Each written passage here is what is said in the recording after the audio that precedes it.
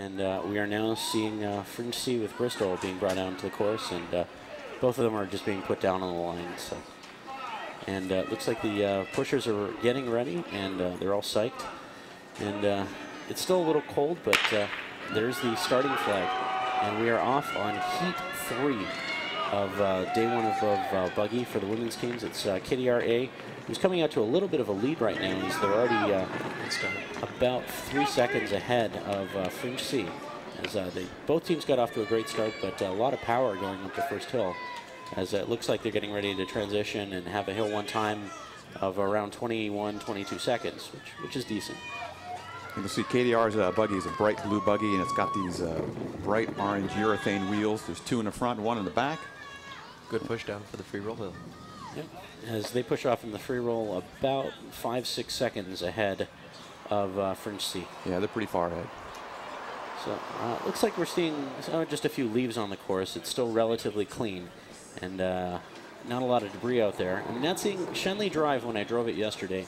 Did seem a little bit more smooth. It's just this first hill along Tech that's just in horrific shape right now. Yeah, the spot she's on right now is actually really in good shape. So with a stop sign time of about 1:04, 1:05, that's one of the fastest ones we've seen so far.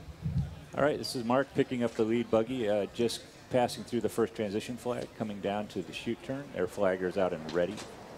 Polaris is took a very early turn, kind of straight-lined it. If not a very pretty shoot turn today for Polaris, but the orange wheels seem to be bouncing along. I would say that was about a 5-point turn. Couple little small rolling adjustments. about 2 windows. Here comes the Fringe buggy, nice and smoothly through, no real issues, but kind of crawling would be the best description. Yeah. And, I feel bad for this pusher.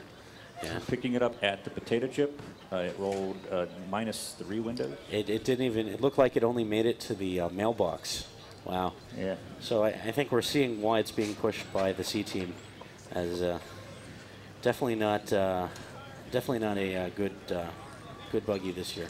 Well, it is a testament to an organization's strength that they're actually running a C team for their women. That's a pretty large and deep organization to have those kind of resources. Yep, only 2 groups, SDC and Fringe, are running C teams for their women, and then for men's teams, we're seeing D teams for heading all the way down to a 4th team for SDC, Fringe, and that's it as well.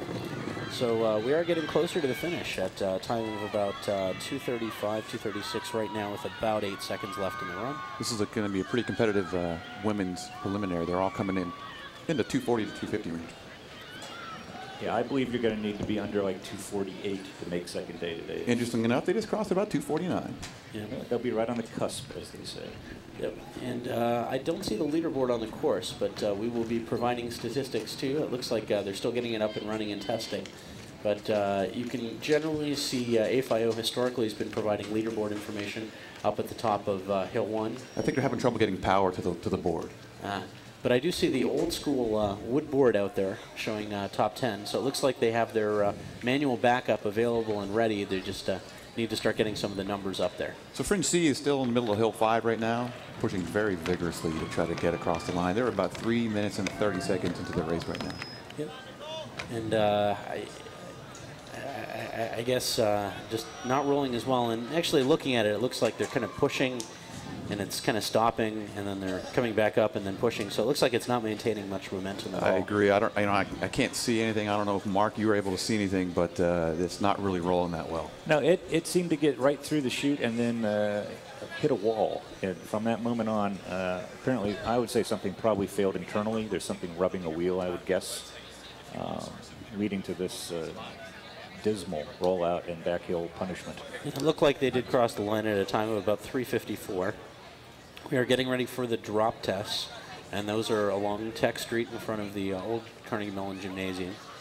Yeah. The crowd down in the chutes now probably hovering at about 70 people. There's a large clump of Theta Xi alumni. I think they're all the class of '84. There's a significant Sigma Nu contingent, and then clusters here and there of other organizations that I can't nail from above. And it looked like KDR A successfully completed their drop test, as they were able to brake, release, and brake again, all before the second white line. So as difficult as it was to see that fringe buggy moving as slowly as it was, I can't explain to you how difficult it is to have a C team on anything, let alone a C on women's team. I mean, think about just to get those C team, you're talking 15 pushers, you've got 3 buggies, 3 drivers, qualifying those things, making the whole organization run. It's impressive to have any group come out and have that much depth and involvement and the ability to be organized enough to get one out there. So kudos to Fringe for running a women's C team. Yeah, I've definitely seen a lot of growth in the organization through the past 4 years here at Carnegie organization with checking out Fringe. And with a women's C team and a men's D team, that is seven races the teams are getting ready for. So those mechanics are having one heck of a busy morning, but also with that many people involved, oftentimes your D pushers will be your mechanics, so you can occasionally get them out on the course and at least enjoying themselves for a little while. Yeah, we had our D teams pretty much stood for desires. Whoever came out and really was working hard. Yours truly was a D team pusher, and the reason I was a chairman was because I should not have been a pusher. No. But it was fun, it was very exciting, and nearly vomited after pushing the whole floor. So it is quite strenuous even for the slow people. And that was actually kind of one of the slower drop tests, as it looked like the stopping ability of Bristol just kind of wasn't what it needed to be, but it looks like it still passed.